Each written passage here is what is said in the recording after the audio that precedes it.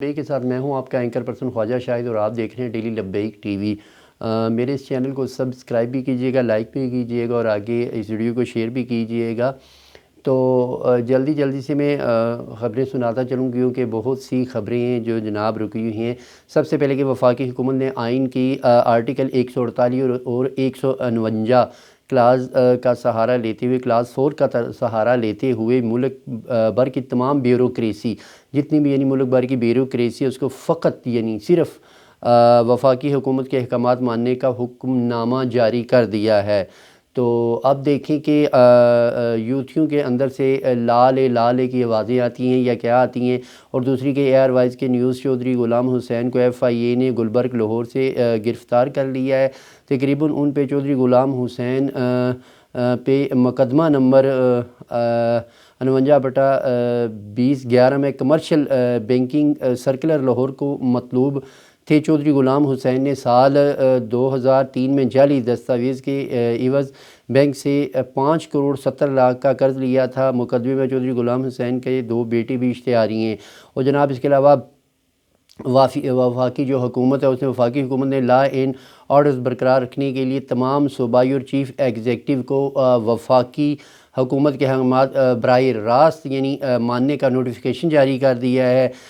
جہاں پہ یہ احکامات نہیں مانے جائیں گے وہاں پہ گورنر راج ہوگا۔ اس کے علاوہ اس لانگ مارچ سے کسی کو بھی کہ عوام کو کہا گیا کہ اس لانگ مارچ سے کسی کو بھی پریشان ہونے کی ضرورت نہیں۔ آرٹیکل 245 کے تحت اگر ہمیں بلایا گیا تو ہم حکومت کی آواز پہ لبیک کہیں گے، DGISPR، ٹھیک ہے۔ اس کے علاوہ جو تھے جناب ISI کے چیف ایگزیکٹو اور ISPR کے کہ جو عوام سے کرتے ہیں رابطہ، ISPR کے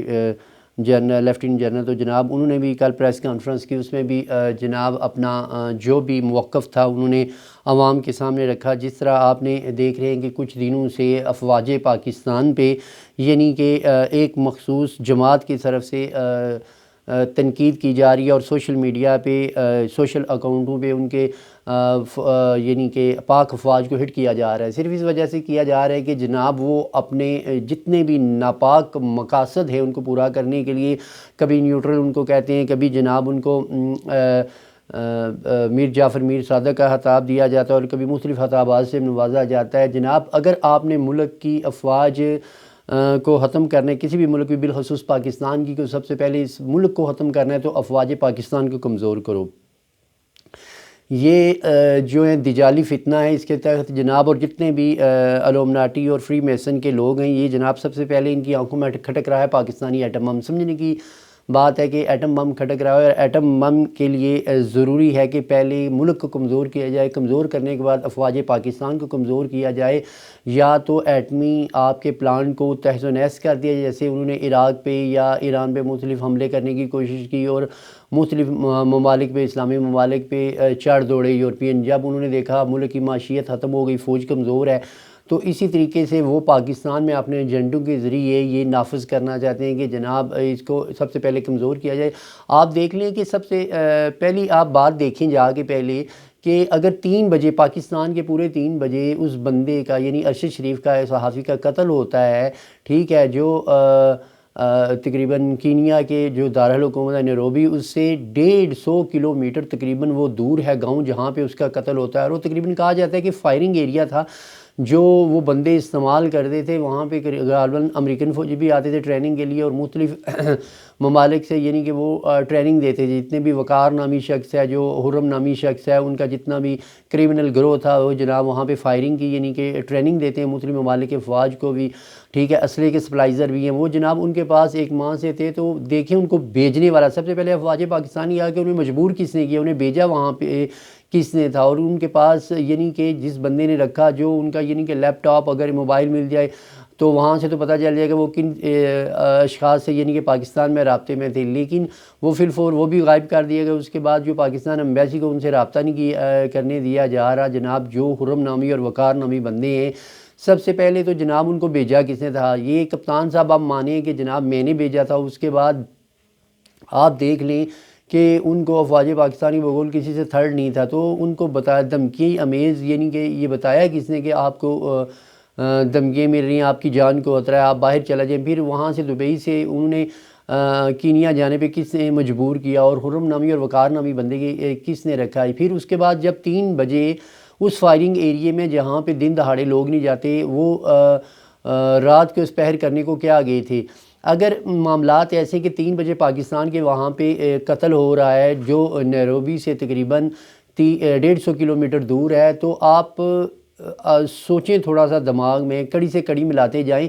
تو اگر ایک قتل ہوتا ہے روڈ پہ کہیں پہ بھی، آپ کے گھر میں پتہ چلتے ایون آپ کو آدھا گھنٹہ 2 گھنٹے 3 گھنٹے تو لگ جائیں گے جناب بندے کی شناخت کرتے ہوئے، سب کچھ کرتے ہوئے، اس کا موبائل نمبر ہر چیز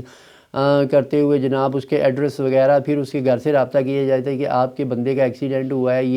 یہ کسی حادثے میں ہلاک ہوا یا اس کے ساتھ یہ معاملات ہوئے ہیں۔ تو 150 کلومیٹر دور ایک گاؤں ایریا تھا، یعنی کہ جو دارالحکومت نیروبی ہے کینیا کا، اس سے 150 کلومیٹر دور گاؤں ایریا تھا۔ وہاں پہ جب ارشد شریف کا قتل ہوتا ہے پاکستانی ٹائم کے مطابق 3 بجے، اور 3:02 پہ پاکستان میں کس نے خبر دی جناب؟ صرف 2 منٹ میں پاکستان میں جتنے بھی تحریک انصاف کے یا یہ ان کے جتنے بھی سوشل میڈیا چلانے والے، ان تک کس نے خبر پہنچائی؟ صرف 2 منٹ میں خبر آ گئی جی ارشد شریف صاحب کا قتل ہو گیا۔ انہوں نے شور و غل ڈالنا شروع کر دیا اور براہ راست ان پہ ٹھیک 5 سے 6 منٹ بعد انہوں نے افواج پاکستان پہ الزام لگانا شروع کر دیے۔ ٹھیک ہے، سب سے پہلے تو ان کی سرکوبی ہونی چاہیے جناب، ان تک کس نے بھیجی، کون ملوث تھا وہاں پہ؟ تو آپ کڑی سے کڑی ملاتے جائیں تو آپ کو ملیں گے کھرے وہاں سے ہی جہاں سے جناب عامر لیاقت کے بھی اوروں کے بھی کھرے مل رہے ہیں، تو آپ کو پتہ چلے گا جناب کہ یہ معاملات کیا ہیں۔ اور فی الفور ان کو ابھی ان کا جنازہ بھی نہیں ہوا تھا، کل 2 بجے ان کا جنازہ ہوا جمعرات کو، تو ابھی ان کا جنازہ بھی نہیں ہوا تھا، اس سے پہلے ہی جناب لانگ مارچ کا انتظار کر دیا، کیونکہ وہ اس انتظار میں تھے کوئی بڑا کام ہو، اس کے بعد لوگوں کو ورگلا کر اشتعال دلا کر یعنی کہ باہر نکالا جائے۔ تو یہ تو قوم کے بچے، اب فیصل ووڈا صاحب نے بھی جو پریس کانفرنس کی، اس کے بعد انہیں تحریک انصاف سے نکال دیا گیا ہے کہ یہ جناب یہ لوگوں کے بچوں کو قتل ہی کروانا چاہتے ہیں۔ تو معاملات کچھ اسی طرح کے ملک کے وطن عزیز میں ابھی آپ دیکھ لیں کہ محمد بن سلیمان ملک میں آ رہے ہیں، محمد بن سلیمان کے آتے ہی انویسٹمنٹ سی پیک دوبارہ شروع ہونے والا ہے، اس کے بعد محمد بن سلیمان آ رہے ہیں۔ جب بھی اس ملک میں کوئی انویسٹر بڑا آتا ہے یا پھر کوئی ترقیاتی منصوبے شروع ہوتے ہیں، باہر سے جتنے بھی انویسٹر وہ آنا شروع ہوتے ہیں، تو جناب کپتان صاحب یا تو کنٹینر پہ چڑھ جاتے ہیں یا اس ملک میں جناب فی الفور ہنگامی صورتحال نافذ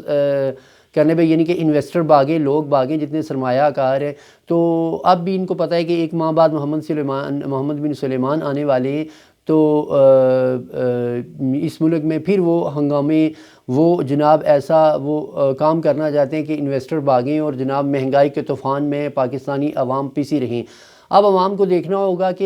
یہ عوام کا سگا کون ہے، یعنی کہ عوام کی ہمدردی رکھنے والا کون ہے۔ 3.5 سال میں جنہوں نے ملک کو تباہ و برباد کیا، اب وہ دوبارہ چاہتے ہیں کہ اس ملک کو تباہ و برباد کریں۔ اسی ویلا کے ساتھ آپ کے اینکر پرسن خواجہ شاہد آپ سے اجازت چاہتا ہے کہ جناب اپنے بچوں کو بچا کے رکھیں اس فتنہ دجالی سے۔ تو جناب یہ میں امید رکھتا ہوں کہ جتنے پڑھے لکھے اور سمجھدار ماں باپ ہیں وہ اپنے بچوں کو بچائیں گے، کیونکہ خون تو بہے گا آپ کے بچوں کا، تو ان کا کچھ نہیں جاتا، کیونکہ ان کے اولادیں تو باہر ہیں۔ اسی ویلا کے ساتھ آپ کے اینکر پرسن خواجہ شاہد آپ سے اجازت چاہتا ہے۔ السلام علیکم ورحمۃ اللہ۔